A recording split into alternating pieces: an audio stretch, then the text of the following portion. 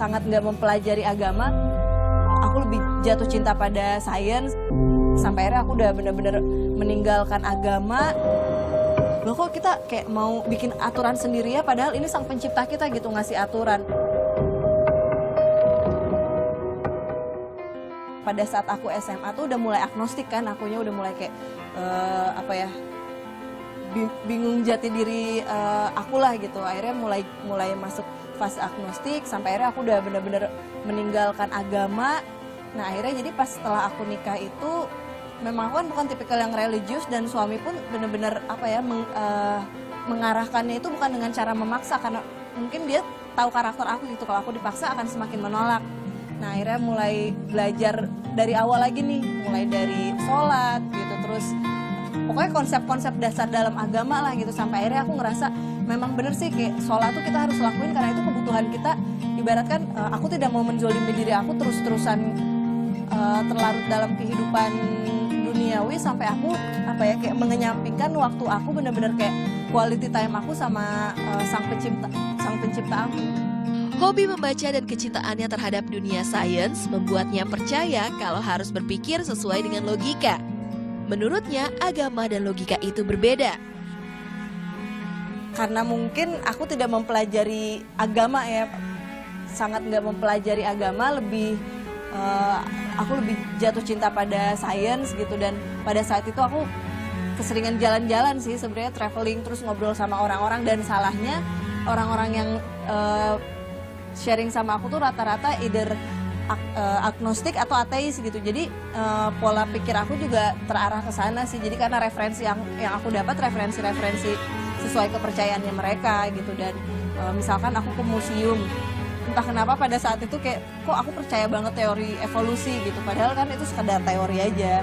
Itu sih yang bikin perjalanan aku menuju hijrah aku tuh belok-belok banget gitu. Sampai akhirnya hidayah datang melalui Al-Quran. Ratna mendapat pencerahan dan percaya Islam.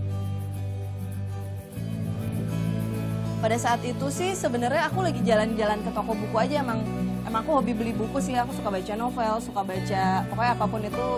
Sebenarnya aku tipikal pencinta literatur gitu orangnya. Kebetulan di bagian bestseller atau new arrival gitu, aku lupa judulnya sih yang bikin aku kayak menarik nih gitu. Al-Quran dan sains. Terus di bawahnya kayak ada subjudulnya lagi, agama di mata sains gitu. Jadi kayak wah keren banget nih, mungkin yang ini nih yang harus aku baca.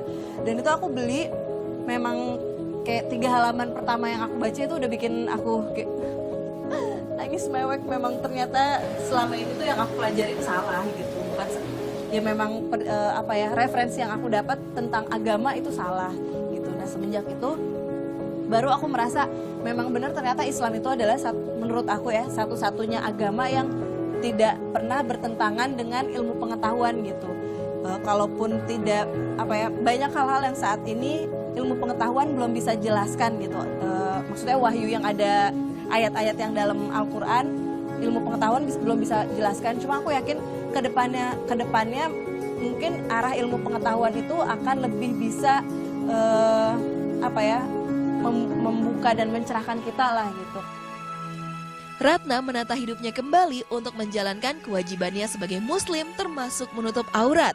Sampai akhirnya karena menutup aurat kan aku mikir ya udahlah, yang penting kita baik aja dulu, yang penting ya itulah klise gitu, hijabin aja dulu hatinya gitu. Sampai akhirnya aku ngerasa loh kok kita kayak mau bikin aturan sendiri ya, padahal ini sang pencipta kita gitu ngasih aturan.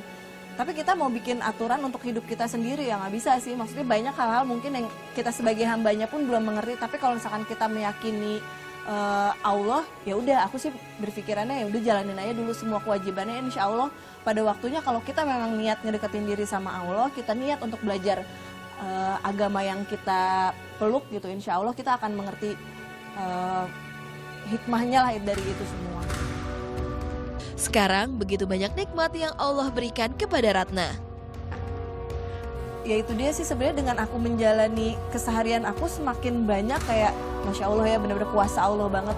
Kayak bisnis aku yang Sisi Rice aja kan itu kayak iseng-iseng aku lagi sama Aca ngobrol, Kak kita apa kayak usaha kayak apa ya gitu, baju udah banyak banget, ntar aja deh, atau enggak makanan aja deh, itu kayak passion gue gitu.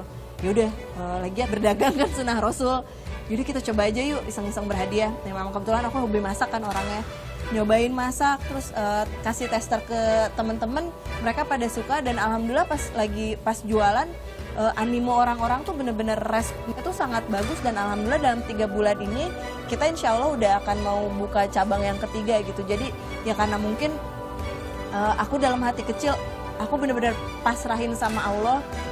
Memang apa ya, kayak ibaratkan kehidupan kita, rezeki kita semua Allah yang ngatur. Jadi kalau misalkan kita tanamin dalam hati apa ya, kayak aku nothing tulus lah, aku ikhtiar aja.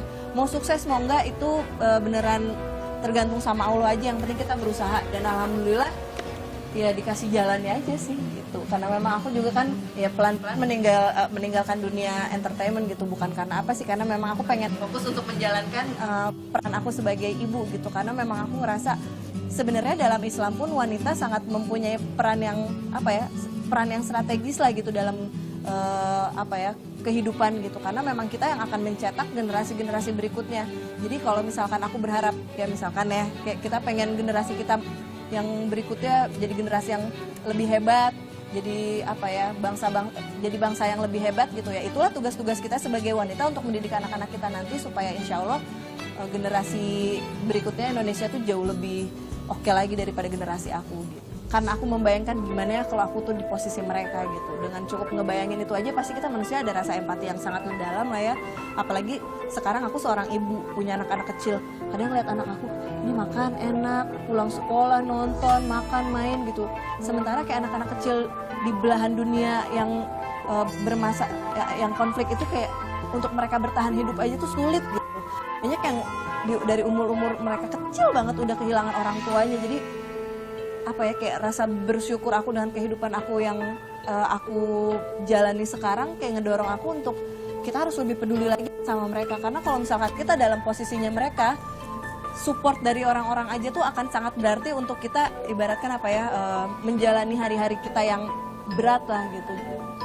Sebagai seorang muslimah, menurut aku sih yang penting kita respect yourself dan others will respect you terus. Yang lebih penting lagi kalau misalkan di saat kita menghormati orang dan di saat kita memperlakukan orang sesuai dengan apa yang kita harapkan, mereka pun akan bersikap seperti itu. Jadi timbal balik aja sih, apa yang kita tanam itu yang akan kita petik gitu. Kalau kita tanamnya kebaikan, insya Allah kebaikan yang akan kita petik.